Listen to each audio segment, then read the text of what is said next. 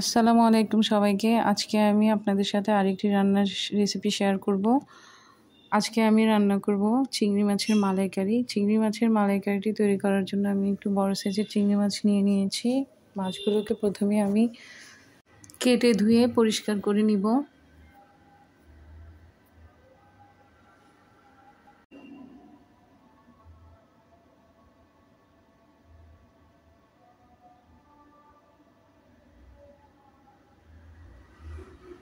এই তো আমার চিংড়ি মাছ রেডি। এখন আমি সরিষা এবং নারকেল একসাথে ব্লেন্ড করে নিব।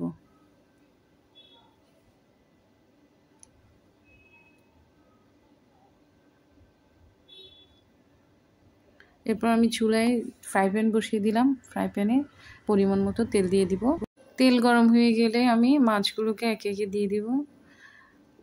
মাছগুলো আমি একেবারেই ফ্রাই করব না, কালার চেঞ্জ হয়ে গেলে আমি মাছ তুলে নিব। শুধুমাত্র কালারের সৌন্দর্যের জন্যই আমি মাছটাকে রান্না করার আগেই ফ্রাই করে নিচ্ছি।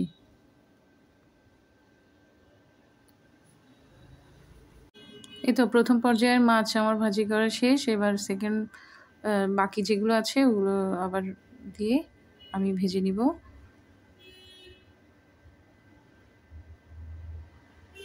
দ্বিতীয় ধাপে আমি মাছগুলো আবার একে একে দিয়ে দিচ্ছি তেলের মধ্যে, দিয়ে ভাজি করে তুলে নিচ্ছি। বেশি সময় লাগে না এই মাছগুলো ফ্রাই করতে, 2 থেকে 3 মিনিট সময় লাগে।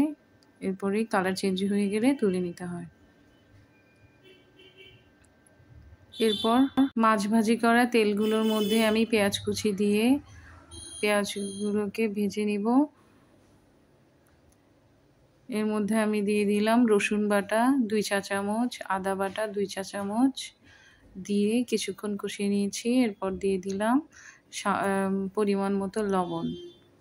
পরিমাণ মতো লবণ দেওয়ার পর দিয়ে দিলাম সরিষা এবং নারকেল বাটা 2 টেবিল চামচ পরিমাণ।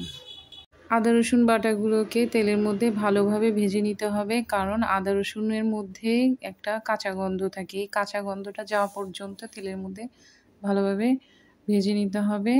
এরপর আমার ভাজা শেষ।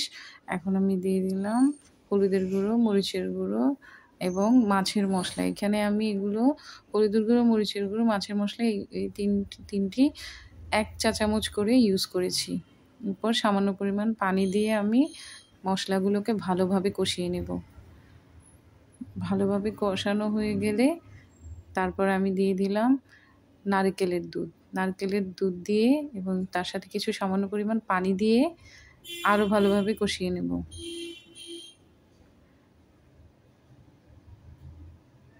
তারপর কাঁচামরিচ ফালি করা ছিল দিয়ে দিলাম। ঢাকনা দিয়ে ঢেকে ঢেকে মশলাগুলোকে এভাবে ভালোভাবে কষাতে হবে। আমার মশলা কষানো শেষ। দিয়ে দিলাম মাছগুলো দিয়ে 1 মিনিট নেড়ে চেড়ে ঝোল দিয়ে দেব। এই ঝোলটার মধ্যেই মাছগুলো হয়ে যাবে। তারপর ঢাকনা দিয়ে আমি রান্না করব। ঝোলগুলো ঘন হওয়া পর্যন্ত আমাকে অপেক্ষা করতে হবে। দেখুন মোটামুটি হয়ে আসছে আমার চিংড়ি মাছের মালাইকারি। আরও ঘন হওয়ার পরেই আমি মালাইকারিটি তুলে নিব। এর পর্যায়ে আমি লাস্টের দিকে আমি দিয়ে দিলাম ধনিয়া পাতা কুচি দিয়ে হালকা একটু নাড়াচাড়া করে আমি মাছগুলো তুলে নিব।